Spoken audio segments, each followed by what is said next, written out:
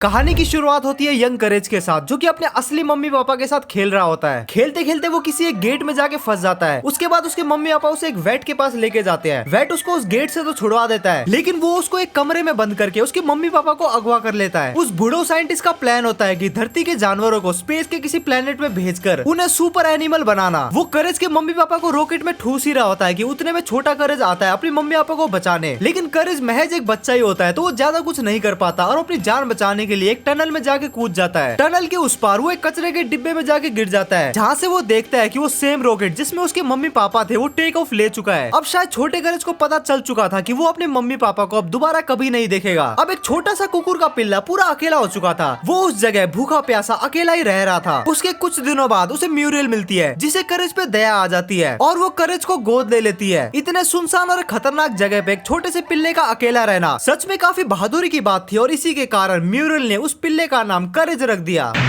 इस कार्यक्रम को रोककर हम आपके लिए लाए हैं courage the cowardly dog show. Courage the cowardly dog के 4 सीजन और 52 एपिसोड्स थे, लेकिन इंडिया में इनके आधे एपिसोड भी नहीं दिखाए गए, जिसकी वजह से तुम लोगों को शायद इसकी पूरी स्टोरी नहीं पता होगी। तो अपनी बचपन की यादें ताजा करने के लिए रेडी हो जाओ, आराम से बैठ जाओ, हो सके तो कुछ खाने के लिए ले आओ। करेज के पूरी लाइफ की कहानी जानने से पहले हम इस शो के कुछ इंपोर्टेंट कैरेक्टर्स के बारे में जान लेते हैं। करेज, जो कि सिर्फ नाम का ही करेज है, असल में काफी डरपोक किस्म का कुत्ता है, लेकिन ये अपने मालिकों पे आई मुसीबत से लड़ने के लिए किसी भी हद तक जा सकता है। ये अपने मालिक म्यूरियल और यूस्टस की देखभाल करता है। म्यूरियल की बात करें तो वो काफी शांत स्वभाव की एक ओल्ड लेडी है, घर को संभालना, खाना बनाना और करेज का साथ देती है। यूस्टस एक बूढ़ा, खड़ूस और चिड़चिड़ा किसान है, जो कि हमेशा करेज को डराना या फिर उसे नीचा दिखाने के लिए बेवकूफ नासमझ डॉगी बोलता रहता है। ना समझ डॉगी, तुमने मुझे कार्टून बना दिया। इसके अलावा इस घर का एक चौथा सदस्य भी है, दी कंप्यूटर, और ये कोई मामूली कंप्यूटर नहीं है, ये वर्ल्ड का फर्स्ट एआई कंप्यूटर है। इस कंप्यूटर की खुद की एक पर्सनैलिटी भी है, और जब भी करेज मुसीबत में पड़ता है तब यही कंप्यूटर करेज को सलाह देकर उस मुसीबत से निकालने में मदद भी करता है। एक पागल छुरी मारने दौड़े तो डरते हो।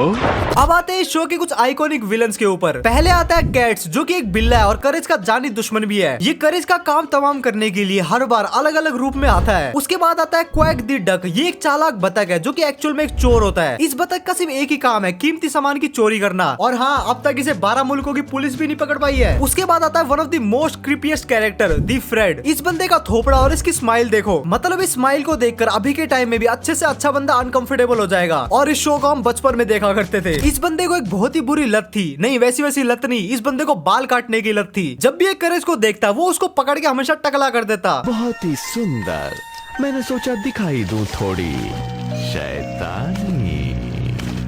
अब फाइनली आते हैं इसकी स्टोरी पर। करेज, म्यूरियल और यूस्टस एक तेज तूफान के बीच में एक होटल में रुकते हैं, द कैट्स मॉडल होटल। वहाँ रिसेप्शन में उन्हें कैट्स मिलता है, जो उन्हें बोलता है कि यहाँ पे डॉग्स अलाउड नहीं है, तो इसको बाहर बांध के आओ। यूस्टस, जिसे करेज पसंद नहीं था, वो इस मौके का पूरा फायदा उठाता है और वो करेज को बाहर एक खंबे में जाके बांध आता है। हालांकि म्यूरियल उसे सांत्वना और कंबल देती है और बोलती है कि बस एक ही रात की बात है। करेज को बाहर बांध के दोनों बस सोने की तैयारी कर ही रहे होते हैं। मेरे बच्चों, डिनर पहुंच गया है। लेकिन रात होते ही कैट्स करेज के सामने एक डिब्बा रख देता है, जिसमें से एक भयानक मकड़ी निकलती है, जो कि करेज पे हमला करना शुरू कर देती है। और एक मकड़ी म्यूरियल के नहाने वाले पानी में होती है। करेज जैसे तैसे उस मकड़ी को हरा के म्यूरियल की मदद करने के लिए जाता है, और म्यूरियल उसे यूस्टस को जगाने के लिए भेजती है, लेकिन वो बूढ़ो काफी गहरी नींद में सो रहा होता है और करेज उसे जगाने में नाकामयाब रहता है। लेकिन जब करेज दूसरी बार आता है तब वहाँ यूस्टस नहीं होता, तो करेज मदद मांगने के लिए रिसेप्शन में जाता है, लेकिन वहाँ भी कोई नहीं होता। उसके बाद करेज स्टाफ रूम का दरवाजा खोलता है और वहाँ पे देखता है यूस्टस को मकड़ी के जाले में लपटा हुआ। लेकिन जैसे ही मकड़ी यूस्टस पे हमला करने वाली होती है, हमारा बहादुर करेज उसे एक लकड़ी से कुचल देता है। अब कैट्स वहाँ पे आ चुका था, लेकिन करेज यूस्टस को ही उस पे दे मारता है। कैट्स फाइनली करेज को पकड़ लेता है और उसको बोलता है कि अगर तुझे यहाँ से निकलना है तो मेरे साथ एक गेम खेलना पड़ेगा। इस बीच म्यूरियल अपने ही दम पे उस मकड़ी को हरा देती है और करेज की खोज में निकल जाती है। करेज ऑलमोस्ट हार मानने ही वाला होता है, लेकिन इसी बीच म्यूरियल कैट्स के सर पे एक टेनिस रैकेट दे मारती है और मकड़ी के जाले में लिपटे हुए यूस्टस को लेकर वहाँ से चले जाते हैं। ग्रैंडपा का पहना हुआ कंबल तो बड़ा ही मस्त दिखता है, एक तुम्हें भी दिलाना चाहिए। इसके नेक्स्ट एपिसोड में हमें इसी शो के एक बदनाम विलन क्वैक द डक से मिलवाया जाता है। जैसा कि मैंने बताया कि वो एक चोर होता है। एपिसोड की शुरुआत होती है यूस्टस के अपने छत रिपेयर करने से। तभी एक लकड़ी का टुकड़ा टूटकर म्यूरियल के सर पे लगता है और वो अपनी सारी याददाश्त खो देती है। यूस्टस इस मौके का पूरा फायदा उठाता है और सबसे पहले वो करेज को लात मार के घर से बाहर निकाल देता है और वो म्यूरियल को बोलता है कि उसका सिर्फ एक ही काम है, उसकी हर हुक्म का पालन करना और उसके लिए खाना बनाना। म्यूरियल जो कि याददाश्त खो चुकी थी, उसे लगा कि हाँ भाई शायद यही मेरा काम होगा। करेज जो कि घर के अंदर वापस आना चाहता है और म्यूरियल की मदद भी करना चाहता है, तो वो एक डॉक्टर को फोन लगाता है। लेकिन असली डॉक्टर की जगह द क्वैक आ जाता है घर में चोरी करने के मकसद से। ये लो मेरा कार्ड, मैं हूँ डॉक्टर ले भागा, क्या आप ही मरीज है? कौन मरीज कहाँ है? घर पहुंचते ही सबसे पहले वो यूस्टस को एक बड़े से हथौड़े से बेहोश कर देता है। उसके बाद म्यूरियल से वो पूछताछ करता है कि घर का सारा कीमती सामान किधर है। लेकिन म्यूरियल की याददाश्त तो जा चुकी थी, तो उसे कुछ भी पता नहीं होता और करेज ये सब देख रहा होता है। तो वो खिड़की के जरिए कंप्यूटर के पास पहुंचता है और पुलिस को बुलाता है। उतने में वो बतख म्यूरियल को एक बार हथौड़े से मारता है, जिसकी वजह से म्यूरियल की याददाश्त वापस आ जाती है। लेकिन वो बंधी हुई थी, तो वो तुरंत कुछ नहीं कर पाती। करेज उसे रोकने की ट्राई तो करता है, लेकिन क्वैक उसे पकड़ लेता है और वो उसी हथौड़े से उसे मारने ही जा रहा होता है। तभी टाइम पे पुलिस आ पहुंचती है और वो क्वैक को गिरफ्तार करके ले जाती है। और जब पुलिस तलाशी लेती है तो वो यूस्टस को एक अलमारी में बंद मिलता है। और हाँ, इस बार यूस्टस की याददाश्त जा चुकी थी। करेज भी सोचता है कि जैसे को तैसा, तो वो यूस्टस को वहीं बंद छोड़ देता है। एपिसोड के एंड में क्वैक पुलिस की गाड़ी से भाग जाता है और वो बोलता है कि ये हमारी आखिरी मुलाकात नहीं थी। इसके नेक्स्ट एपिसोड में हमें मिलवाया जाता है म्यूरियल के डरावने भांजे फ्रेड से। फ्रेड की पहली झलक को ही देख के करेज पूरा कांप उठता है और वो पूरा घबराया हुआ होता है। मतलब ऐसे थोपड़े से कोई क्यों ना डरे। जब करेज और फ्रेड एक साथ बैठते हैं, तब करेज की नजर पड़ती है फ्रेड की कलाई में बंधे हुए एक बैंड पर, जहाँ पे एक नंबर और होम ऑफ फ्रीकी बार्बर्स लिखा हुआ था। मतलब ये बंदा सीधा पागल खाने से छूट के आया है। और ये बात करेज म्यूरियल को बताने की कोशिश करता है, लेकिन म्यूरियल कुछ नहीं समझ पाती और वो उसे बोलती है कि फ्रेड को बाथरूम दिखा दो। यूस्टस उसे समझा रहा होता है कि ये बाथरूम की कुंडी खराब हो गई है, तो अगर एक बार ये लॉक हो गई तो बड़ी मुश्किल से ही खुलता है। म्यूरियल को अचानक से याद आता है कि वो फ्रेड को तौलिया देना तो भूल ही गई है, तो ये यूस्टस को कहती है फ्रेड को तौलिया देने को। लेकिन यूस्टस तो एक कामचोर बुढ़ा हुआ है, तो ये वो काम करेज को पकड़ा देता है और करेज को उसी बाथरूम में फेंक देता है और उसकी कुंडी भी लॉक हो जाती है। अब एक ही बाथरूम में करेज जैसा एक डरपोक और बेचारा जानवर और ये सन की आदमी बंद था। तो होना क्या था, उसने करेज की गुद्दी पकड़ी और उसको गंजा करना शुरू कर दिया।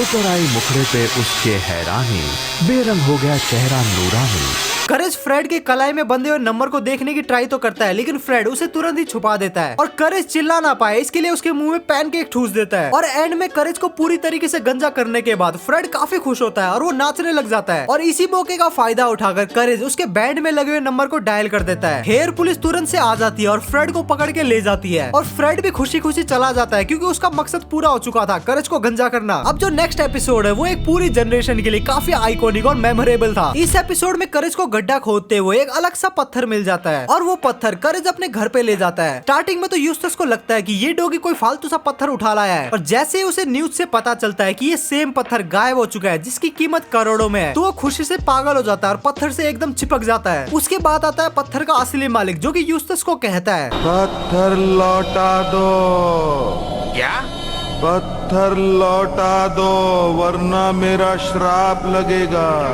लेकिन ये लालची बुढ़ो मानने को तैयार नहीं होता, तो ऐसा ही होता है और श्राप लगना शुरू होता है। पहला श्राप लगता है जिसकी वजह से इनका पूरा घर पानी में डूब जाता है। हालांकि करेज जैसे तैसे करके उस पानी को घर से बाहर निकाल देता है और उसके बाद म्यूरियल यूस्टस को कहती है कि पत्थर लौटा दो, लेकिन यूस्टस तभी भी नहीं मानता और दूसरा श्राप लगता है जिसमें उन्हें काफी एक तेज आवाज सुनाई देती है, जिसके कारण उनके कान के पर्दे ऑलमोस्ट फटने वाले होते हैं। करेज उस आवाज के सोर्स को भी तोड़ देता है, लेकिन अभी भी यूस्टस उस पत्थर को लौटाने के लिए नहीं मानता। तो तीसरा और फाइनल श्राप लगता है जिसमें बहुत सारे कीड़े इन पे अटैक कर देते हैं। स्टार्टिंग में तो यूस्टस को लगता है कि हाँ अब सारे कीड़े चले जा चुके हैं, तो अब उसका कुछ नहीं होगा, लेकिन कीड़े एक बार फिर से आते हैं और इस बार पत्थर के साथ साथ यूस्टस को भी उठा के ले जाते हैं। और फाइनली श्राप से मुक्ति पाने के बाद म्यूरियल और करेज आराम से अपने घर में बैठते हैं। इस एपिसोड की शुरुआत होती है क्वैक के एक शातिर प्लान से। उसका प्लान होता है इस परिवार को हिप्नोटाइज करना। वो उनके दरवाजे पे आता है और वो कहता है कि मैं टीवी ठीक करने के लिए आया हूँ। म्यूरियल उसे बोलती है कि हमारा टीवी तो टूटा ही नहीं है। तो फिर क्वैक छत पर चढ़ जाता है और जानबूझकर उनकी टीवी का एंटीना तोड़ देता है। अब वो इंतजार करता है कि वो उसे एक बार फिर से बुलाए। उस टीवी मैकेनिक को बुला लेना चाहिए। बेकार पैसा फूकने की जरूरत नहीं है।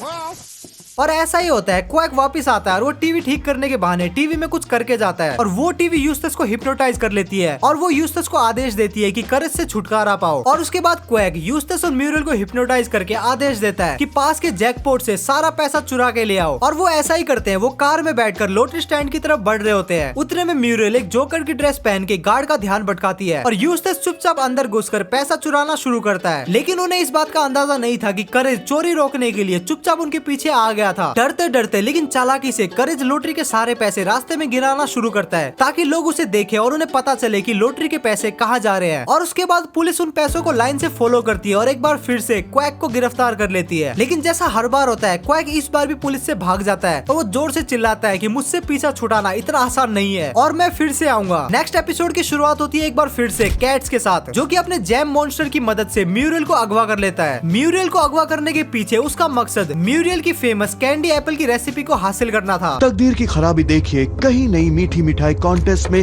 हर साल मुझे दूसरा नंबर ही मिलता है। कैट्स उसे धमकाता है कि अगर रेसिपी नहीं दी तो तुझे टपका दिया जाएगा। लेकिन म्यूरल उसे रेसिपी नहीं बताती और इसी बीच यूस्टस घर वापस आता है और वो म्यूरल को घर में नहीं देखता, लेकिन उसे जैम मॉन्स्टर के थ्रू छोड़े हुए जैम के टुकड़े जरूर दिखते हैं, जिसे फॉलो करते करते वो कैट्स के अड्डे की तरफ पहुंच रहा था। और उधर करेज को भी बबल गम की रस्सियों की मदद से बांध के रखा था, लेकिन करेज उन रस्सियों को चबा देता है और एक बड़ा सा बबल गम फुलाता है और उसी की मदद से उड़कर वो सीधा कैट्स के ऊपर आके गिरता है, जिससे वो म्यूरल को तो बचा लेता है, लेकिन वो कैट्स के साथ साथ सीढ़ियों से नीचे गिर जाता है। और जैसा कि हमेशा होता है, कैट्स उसे एक और गेम के लिए चैलेंज करता है और इस बार ये गेम था स्टीयरिंग कॉन्टेस्ट। करेज का पूरा ध्यान बस घूरने में लगा हुआ था और उतने में यूस्टस आ पहुंचता है, जो कि जैम मॉन्स्टर को डरा के भगा देता है। बुढ़ो ने जिंदगी में पहली बार कुछ अच्छा काम किया है। लेकिन यूस्टस की उस आवाज से करेज भी डर जाता है और वो ये चैलेंज हार जाता है। और हारने की सजा के तौर में कैट्स उसे गम ड्रॉप बनाने की मशीन में फेंक देता है और अब करेज पूरी तरीके से कैंडी बन जाता है। उस तरफ यूस्टस, जो कि ज्यादा कुछ नहीं करता, इस बार वो म्यूरल को बचाने के लिए कैट्स से भिड़ जाता है। हालांकि कैट्स यूस्टस पे भारी पड़ रहा होता है और उतने में अपना हीरो करेज लुढ़कता लुढ़कता वापस आता है, कैट को एक मशीन में फेंक देता है और इस तरह करेज यूस्टस और म्यूरल को बचा लेता है और कैट्स अब एक टॉफी बन चुका था। और म्यूरल उसे बताती है कि उसकी रेसिपी का सीक्रेट इंग्रेडिएंट विनेगर है। और इस एपिसोड का एंड होता है नोवेयर स्वीट स्टफ कॉन्टेस्ट में, जहाँ एक और बार म्यूरल फर्स्ट आती है और कैट्स सेकंड। नेक्स्ट एपिसोड की शुरुआत होती है ग्रोथ इंडस्ट्रीज नाम की एक कंपनी से, जो कि बालों के एक खास type AB XYZ blood group वाले लोगों के पीछे पड़ी हुई होती है, क्योंकि उनकी बाल उगाने वाली दवाई इन्हीं लोगों पे सबसे अच्छा असर करती है। और जैसा कि हर बार होता है, म्यूरल इस बार शिकार बनती है। कंपनी डॉक्टर से पूछती है कि क्या उनके पास AB XYZ ये ब्लड ग्रुप वाले लोग हैं, क्योंकि उनके टेस्ट सब्जेक्ट खत्म हो रहे हैं। डॉक्टर पहले तो मना करता है, लेकिन थोड़ी सी रिश्वत मिलने के बाद वो उन्हें म्यूरल के बारे में बताता है। ग्रोथ इंडस्ट्रीज वाले लोग सीधा फार्म हाउस पे पहुंचते हैं और वो म्यूरल को किडनैप करके अपने साथ ले जाते हैं। करेज को ये सब काफी अजीब लगता है, तो वो तुरंत डॉक्टर को कॉल करता है, जहाँ उसे पता चलता है कि डॉक्टर ने म्यूरल की जानकारी उनको दी थी। करेज क्लिनिक जाके म्यूरल की फाइल देखता है, तो उसे पता चलता है कि म्यूरल को क्यों उठाया गया है।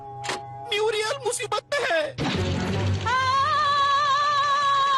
वो ये फाइल यूस्टस को दिखाता है, ये सोचकर कि शायद यूस्टस भी उसकी मदद करे। लेकिन यहाँ पे काफी बड़ा प्लॉट ट्विस्ट आता है और जब वो ग्रोथ इंडस्ट्रीज पहुंचता है, तब उसे पता चलता है कि उसकी मालिक और कोई नहीं बल्कि यूस्टस की ही माँ है। जब करेज उससे म्यूरल के बारे में पूछती है, तो वो उसे बोलती है कि मुझे कुछ नहीं पता। लेकिन करेज चुपचाप नहीं बैठता, वो चोरी छिपके बिल्डिंग में घुस जाता है और म्यूरल को ढूंढ निकालता है, जो कि सीलिंग से लटकी हुई थी और बहुत सारी डरावनी साइंटिफिक टेस्ट से गुजर रही थी। करेज तुरंत ही फायर अलार्म बजा देता है, जिससे सारे गार्ड्स भाग जाते हैं और वो यूस्टस की माँ से बचते हुए म्यूरल को लेकर खिड़की से कूद जाता है। एंड में करेज और म्यूरल घर में वापस आ जाते हैं और यूस्टस भी वापस आता है, सर में ढेर सारे बाल और ढेर सारे पैसों के साथ, क्योंकि यूस्टस के लिए सबसे ज्यादा जरूरी पैसा है और करेज के लिए म्यूरल। इसके बाद के एपिसोड में म्यूरल की सास एक बार फिर से ट्राई करती है कि कैसे म्यूरल और यूस्टस का रिश्ता तोड़ा जाए और म्यूरल को नीचा दिखाया जाए। भाई ये तो इंडियन सास निकली। कहानी की शुरुआत होती है दिन भर यूस्टस के साथ अजीब और गरीब और भयानक और नुकसानदायक चीजें होने से, और हर बार कुछ बुरा होता है तो म्यूरल उसके आसपास ही होती है, जिससे यूस्टस को लगता है कि शायद म्यूरल जानबूझकर ही यूस्टस को नुकसान पहुंचाने का ट्राई कर रही है। तुम्हारे हाथ का खाना नहीं खाऊंगा मैं। ये क्या कह रहे हो यूस्टस? मैं कह रहा हूँ कि कपड़े तंग करने, उड़ाए जाने और चिड़ियों से चौचवाने के बाद मुझे सोचना ही पड़ेगा कि तुम्हें मुझसे खुंदक है। यूस्टस अपनी माँ को फोन करके शिकायत करता है और उसकी माँ तुरंत घर पे पहुंच जाती है। दावा करती है कि उसके पास काउंसलिंग का एक लाइसेंस है, जो कि उसके पास बिल्कुल नहीं होता। माँ उसे काउंसलिंग देती है और बातचीत शुरू करने से पहले वो उसे कहती है कि अब उसकी शादी नहीं बच सकती। करेज को ये बहस और माँ की बकवास बिल्कुल पसंद नहीं आती, तो वो कंप्यूटर की मदद से खुद ये काउंसलिंग लाइसेंस बनवा लेता है। करेज के द्वारा कराई गई काउंसलिंग में सब कुछ ठीक ठाक चलता है और यूस्टस और म्यूरल फिर से सुलह कर लेते हैं। तभी एक भूतनी औरत दिखाई देती है, जो कि करेज को बोलती है कि वही सारी परेशानी की वजह थी, क्योंकि उसे लगता था कि म्यूरियल के पूर्वजों ने उसके पति लोस नेस को झील में फेंक दिया था। म्यूरियल की सास इस बात पे यकीन नहीं करती और म्यूरियल और यूस्टस के रिश्ते को बर्बाद करने का प्लान आगे बढ़ाने की तैयारी करती है। माँ कमरे में जाकर म्यूरियल पे झूठे आरोप लगाती है और वो भूतनी ऐसा करने में उसे मदद भी करती है। करेज ये सब चीजें देख लेता है और माँ को रोकने के लिए वो एक चीज की मदद लेता है जिससे उसका ध्यान भटक जाता है। जब माँ उस चीज को देखती है तो वो एक ट्रांस में चली जाती है और अपने जीवन के सारे राज उगलने शुरू कर देती है और उसके बीच एक इम्पोर्टेंट बात बताती है कि उसके ही पूर्वजों ने एक आदमी को झील में फेंका था। ये सुनते ही भूतनी को पता चल जाता है कि म्यूरियल नहीं, म्यूरियल के सास के पूर्वजों ने उसके पति को झील में फेंका था और वो सास का पीछा करते हुए उसे घर से भगा देती है। और उसके बाद के एपिसोड में फैमिली के कंप्यूटर से अच्छी तरीके से मिलने का एक मौका मिलता है। एपिसोड की शुरुआत होती है करेज की एक छोटी सी डायरी में कुछ लिखने से जो कंप्यूटर में सेव होती है। करेज की यादें पढ़ते हुए कंप्यूटर उसे कहता है कि तुम तो बिल्कुल भी बहादुर नहीं हो, अगर मुझे मौका मिले तो मैं तुमसे कहीं बेहतर कर सकता हूँ। और उसी रात एक भयानक तूफान आता है जिसकी वजह से घर के सारे इलेक्ट्रॉनिक सामान में काफी तेज बिजली दौड़ती है, इतनी ज्यादा कि कंप्यूटर जिंदा होने लगता है और अपना एक शरीर उगाकर इधर उधर चलने फिरने लगता है। अब वो कंप्यूटर सिर्फ एक मशीन नहीं रहा, वो खुद को एक ताकतवर इंसान समझने लगता है। वो खुद को सो रहे यूस्टस के शरीर में डाउनलोड कर लेता है और उसके शरीर को कब्जे में ले लेता है। लेकिन यूस्टस एक कमजोर बूढ़ा होता है तो कंप्यूटर कहता है कि मुझे एक ऐसा शरीर चाहिए जिसमें काफी ज्यादा मांस हो और उसकी नजर पड़ती है म्यूरियल पे। कंप्यूटर म्यूरियल के शरीर को एक सुपर सूट की तरह पहन लेता है और पूरे दुनिया में घूम घूम कर काम करता है जिसे वो बहादुरी मानता है। करेज म्यूरियल को बचाने के लिए और कंप्यूटर की इस पागलपन को रोकने के लिए सारी कोशिशें करता है और दूसरी ओर कंप्यूटर अपने हर कारनामे को हीरोगिरी समझता है और वो एक मशीन में जाके फंस जाता है और वो करेज की मदद मांगता है। करेज उसकी मदद तो करता है लेकिन वो खुद बिजली के झटके का शिकार हो जाता है और उसके बाद कंप्यूटर करेज को उठाकर अपने घर आता है और अपने कंप्यूटर रूप में वापस आ जाता है और कहता है कि इंसान बनना तो काफी बोरिंग है। म्यूरियल जो कि इस घटना के दौरान पूरी तरीके से बेहोश थी, करेज उसे सारी बातें बताने का ट्राई तो करता है लेकिन म्यूरियल को लगता है कि ये सब करेज की इमेजिनेशन है। इस पूरी सीरीज में हमने एक चीज तो देखी है कि कोई भी विलन करेज पे सीधा हमला नहीं करता बल्कि वो म्यूरियल ये भी यूस्टस के पीछे पड़ा हुआ होता है। लेकिन नेक्स्ट एपिसोड में विलन सीधा करेज को निशाना बनाता है। करेज अपने घर के बाहर अपनी हड्डी चाट रहा होता है, तभी उसके सामने एक औरत आती है जो कि करेज को देख के पागल हो जाती है और उसे कहती है कि तुम तो सेम मेरे कुत्ते डंकन जैसे दिखते हो। म्यूरियल जब उन दोनों को देखती है तो उसे लगता है कि शायद करेज ने कोई नई दोस्त बना ली है और वो उस औरत को घर में इनवाइट करती है। घर के अंदर आने के बाद उन्हें पता चलता है कि वो औरत कोई आम औरत नहीं है बल्कि एक तूफान की देवी है जो कि अपने खोए हुए कुत्ते डंकन की तलाश में निकली हुई है और वो करेज को डंकन समझकर उससे पागलों की तरह चिपक रही है। धीरे धीरे म्यूरियल को भी लगता है कि ये औरत शायद कुछ ज्यादा ही हदें पार कर रही है और रात को डिनर के दौरान वो औरत साफ साफ कह देती है कि करेज उसका कुत्ता है और वो उसको वापस लेके जाएगी। म्यूरियल जिसके लिए करेज उसके बच्चे जैसा था, ये सुनकर वो नाराज हो जाती है और कहती है कि करेज उसका कुत्ता है। ये सुनकर तूफान की देवी गुस्से में आ जाती है और गुस्से में वो तूफान ले आती है और इस तूफान की मदद से करेज उड़कर डंकन की तलाश में निकल जाता है। जल्दी ही किसी के बताने पे उसे पता चलता है कि डंकन को सीवर में देखा गया था। करेज सीवर में जाता है और वहाँ उसे पता चलता है दी गॉड बोन के बारे में। पर ध्यान रहे, चूसना कतई नहीं, क्योंकि एक बार अगर इस पवित्र हड्डी को किसी ने चूसा तो वो हमेशा चूसता रहता है। करेज को कहीं से चाटने की आवाज आती है और वो घूम के देखता है कि डंकन उसी हड्डी को चाट रहा होता है। करेज को भी वो हड्डी चाटने का मन करता है लेकिन तूफान की देवी म्यूरियल के साथ क्या कर रही होती है इसे सोचकर वो रुक जाता है। इस डर से करेज अपनी हिम्मत को वापस लाता है और हड्डी को छोड़ता है और डंकन को लेकर वहाँ से निकल जाता है। जब करेज डंकन को लेकर घर पहुँचता है तो वहाँ पे एक नई मुसीबत खड़ी हो जाती है। तूफान की देवी देखती है कि डंकन को उससे ज्यादा उसकी हड्डी ज्यादा प्यारी है, इसीलिए वो करेज को ही अपने साथ रखेगी। लेकिन करेज समझदारी से काम लेता है, वो ऐसा दिखाता है कि वो भी तूफान की देवी से उतना ही प्यार करता है और वो उसकी हर बात में हाँ से हाँ मिलाता है, जिसे देखकर अब डंकन को जलन होने लगती है कि उसकी मालकिन एक नए कुत्ते को ज्यादा प्यार कर रही है। तो वो हड्डी को छोड़ देता है और एंड में तूफान की देवी और डंकन और म्यूरियल और करेज एक साथ दोबारा मिल जाते हैं। इसके बाद करेज का जाने दुश्मन क्वैक फिर से वापस आ जाता है और इस बार वो काफी खतरनाक प्लान के साथ आया था। इस बार वो म्यूरियल का इस्तेमाल करके एक स्वीडिश बैंक को लूटना चाहता था। एपिसोड की शुरुआत होती है हमेशा की तरह करेज और म्यूरियल के साथ जो कि किचन में कुछ बना रहे होते हैं। उतने में यूस्टस आता है और कहता है कि मुझे मेरा चश्मा नहीं मिल रहा। म्यूरियल करेज को कहती है कि बाहर जाके यूस्टस का चश्मा ढूंढ दो, मतलब यह बुढ़ऊ किसी काम का ही नहीं है। लुकवैक फिर आ गया।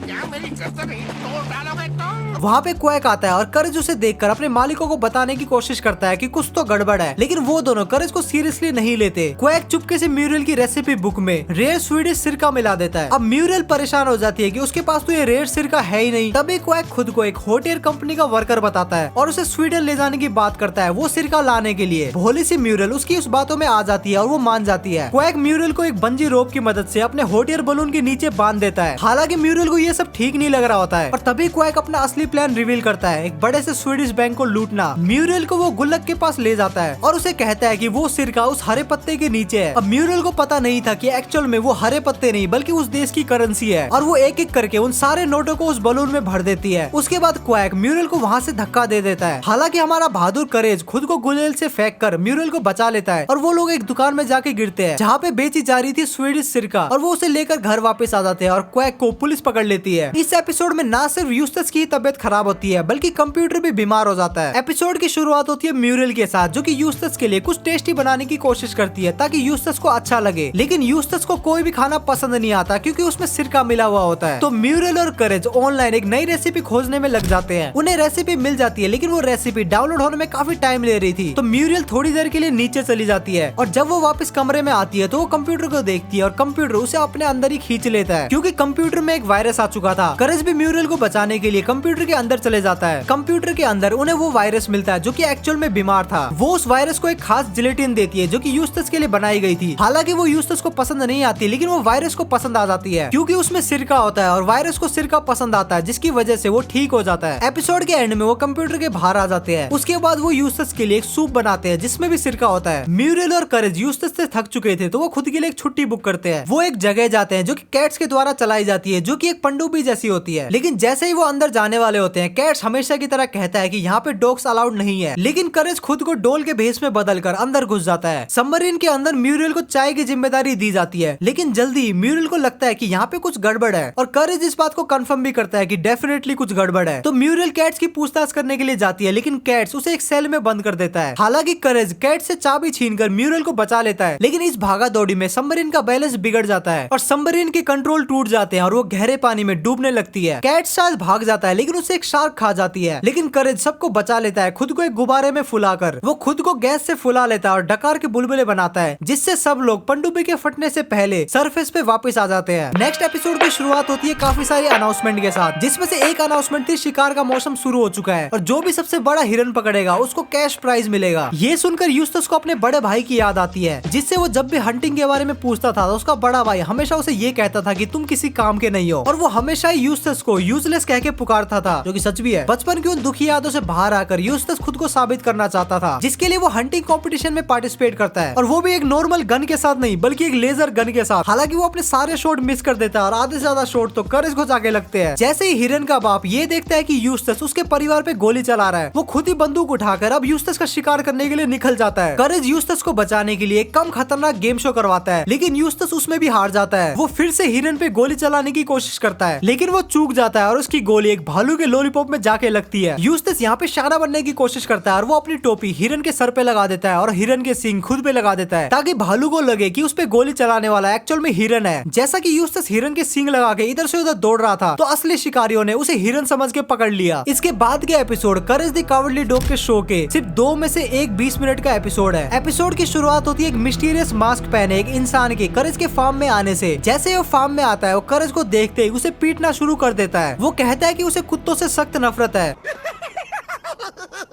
म्यूरियल हमेशा की तरह करेज को बचा लेती है और उसे चाय पे बुलाती है। चाय के दौरान वो मास्क मैन उन्हें बताता है कि उसका नाम किटी है और वो एक कहानी सुनाता है अपने दोस्त बनी की जो कि मैड डॉग नाम के एक गैंगस्टर कुत्ते से प्यार कर बैठती है। वो कुत्ता बहुत ही एग्रेसिव था और वो बनी को धमकी देता था कि अगर वो भागने की कोशिश करे या फिर किटी के आसपास दिखे तो वो उसे मार डालेगा। कहानी के दौरान यूस्टस बोलता है कि किटी को अपना मास्क हटा लेना चाहिए। इससे गुस्सा होकर किटी टेबल पे रखे सारे बर्तनों को फेंक देती है। रात के खाने में जब एक बार फिर से मास्क की बात होती है तो किटी शांत रहती है और वो कहती है है कि वो सच्चाई का सामना करने से डरती है, जिसपे म्यूरियल कहती है कि सबको किसी न किसी टाइम पे अपनी सच्चाई का सामना तो करना ही पड़ता है, जिसपे किटी कहती है कि म्यूरियल रात को चुपचाप केक खाती है और यूस्टस जो कि फिक्स्ड मैन कहलाता है वो कुछ भी ठीक नहीं कर सकता। रात को करेज किटी पे नजर रखता है और वो देखता है कि किटी एक्चुअल में एक बिल्ली है। वाह क्या खुलासा है, मतलब नाम से पता नहीं चल रहा था। करेज को पूरा यकीन हो गया था कि किटी का मास्क एक मॉन्स्टर है जो कि उसे अपने कब्जे में लेता है और फिर उसे डरावने सपने दिखाई देने लगते हैं। करेज म्यूरियल और यूस्टस को चेतावनी देने की कोशिश करता है, लेकिन हमेशा की तरह वो उसकी बात को नहीं समझते, तो करेज उन दोनों को उनके ही कमरे में लॉक कर देता है। करेज किटी के खिलौने चूहे को सबूत मानते हुए पुलिस के पास ले जाने की तैयारी करता है। उसके बाद करेज जब एक रेस्टोरेंट में डिनर कर रहा होता है और फिर वहाँ पे काम करने वाले से उसे पता चलता है कि मैड डॉग बनी को कहाँ रखता है। इस बीच जब करेज बाहर होता है तब घर के सारे लोग बाहर निकलने की ट्राई करते हैं और किटी खिड़की से बाहर निकल जाती है और वो मान लेती है कि करेज ने ही किटी का खिलौना चुराया है और वो करेज को खोजने के लिए निकल पड़ती है। मेरी प्यारी बनी,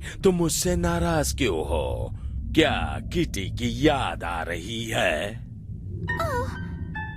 उसे भूल भी जाओ ना, मैंने तुम्हें झोपड़ी से निकालकर महलों में पहुंचा दिया। मैड डॉग के ठिकाने से करेज किसी तरीके से बनी को बचा लेता है, जबकि उस पे काफी सारे कुत्ते अटैक करते हैं। भागते वक्त मैड डॉग उन्हें अपनी कार से कुचलने की कोशिश करता है, लेकिन करेज कार पर कूदकर उसे ट्रेन की पटरी की तरफ मोड़ देता है और शायद कुचला जाता है। किटी दूर से बनी को आवाज लगाती है। बनी फिर किटी को कहती है कि करेज ने ही उसकी जान बचाई है और फिर किटी कहती है कि शायद सारे कुत्ते बुरे नहीं होते। अब फाइनली वो एपिसोड आता है जिसमें हमें करेज का पास्ट दिखाया जाता है, जिसकी एक छोटी सी समरी मैंने तुम लोगों को इंट्रो में बताई थी। एपिसोड की शुरुआत में करेज एक एड देख रहा होता है जिसमें मिसिंग डॉग के बारे में बताया जाता है। तभी उसे फ्लैशबैक आना शुरू होता है। पहले फ्लैशबैक में उसे ये यादें आती है कि कैसे वो अपने मम्मी पापा से अलग हुआ था। वो देखता है कि वो अपने मम्मी पापा के साथ बॉल से खेल रहा होता है और खेलते खेलते उसका सर एक गेट में जाके फंस जाता है। उसके बाद उसके पेरेंट्स उसको एक वेट के पास लेके जाते हैं, जो वेट करेज को उस गेट से तो छुड़वा देता है, लेकिन उसके मम्मी पापा को किडनैप कर लेता है। फ्लैशबैक खत्म होता है और म्यूरियल करेज के लिए परेशान होती है क्योंकि करेज कुछ नहीं बोल रहा होता, बस ऐसे ही बैठा हुआ होता है। और जब यूस्टस भी करेज को डराने की कोशिश करता है और करेज कोई भी रिएक्शन नहीं देता, तब उन्हें लगता है कि करेज की तबीयत खराब है, तो वो उन्हें उसी सेम वेट के पास लेके जाते हैं। करेज को एक बार फिर से फ्लैशबैक आता है और उस फ्लैशबैक में करेज देखता है कि उस वेट के पास बहुत सारे एलियन टाइप के जानवर बंद थे और वो वेट करेज के पेरेंट्स को जबरदस्ती एक अलग कमरे में ले जा रहा होता है। जैसे ही करेज उस वेट को एक बार फिर से देखता है तो उसको एक और फ्लैशबैक आता है। यंग करेज देखता है कि उसके पेरेंट्स को एक रॉकेट में बंद किया जा रहा है और वो उन्हें बचाने की कोशिश करता है, लेकिन दरवाजा बंद हो चुका था। वो वेट करेज को भी उसी रॉकेट में डालने की पूरी तैयारी कर रहा था। तभी म्यूरियल और यूस्टस आते हैं करेज को बचाने के लिए। तभी वो वेट बताता है कि वो कुत्तों को स्पेस में भेजकर उन्हें बड़ा और ताकतवर बना रहा है। ये सुनकर करेज को वो दिन याद आता है जब वो इधर उधर भाग रहा था और अपने मम्मी पापा को नहीं बचा पाया। और फिर प्रेजेंट में वो डॉक्टर म्यूरियल और यूस्टस को भी रॉकेट में डाल देता है, लेकिन इस बार करेज टाइम रहते ही उस रॉकेट से बाहर आता है। और इस बार करेज हार मानने वाला नहीं था। वो वेट के स्टेथोस्कोप में जोर से चिल्लाता है और जैसे ही डॉक्टर अपने कानों को पकड़ता है, करेज उसकी चाबियां चुरा लेता है और उस रॉकेट का दरवाजा खोलकर म्यूरियल और यूस्टस को फ्री कर देता है, क्योंकि वो दूसरी बार भी अपने पेरेंट्स को नहीं खोना चाहता था। और फिर करेज उस डॉक्टर को उसी रॉकेट में डाल देता है और स्पेस में उड़ा देता है। और उसके बाद वो वेट उसी प्लेनेट में पहुंच जाता है जहाँ पे उसके भेजे हुए बहुत सारे डॉगीज थे और उन्हीं के बीच करेज के पेरेंट्स भी थे, जो कि उस डॉक्टर को पूरी पीटने की तैयारी कर चुके थे। और उसके बाद करेज को एक आखिरी फ्लैशबैक आता है कि कैसे म्यूरियल ने उसे अडॉप्ट किया और अभी प्रेजेंट में करेज म्यूरियल की गोद में होता है, पूरी तरीके से खुश और सुरक्षित।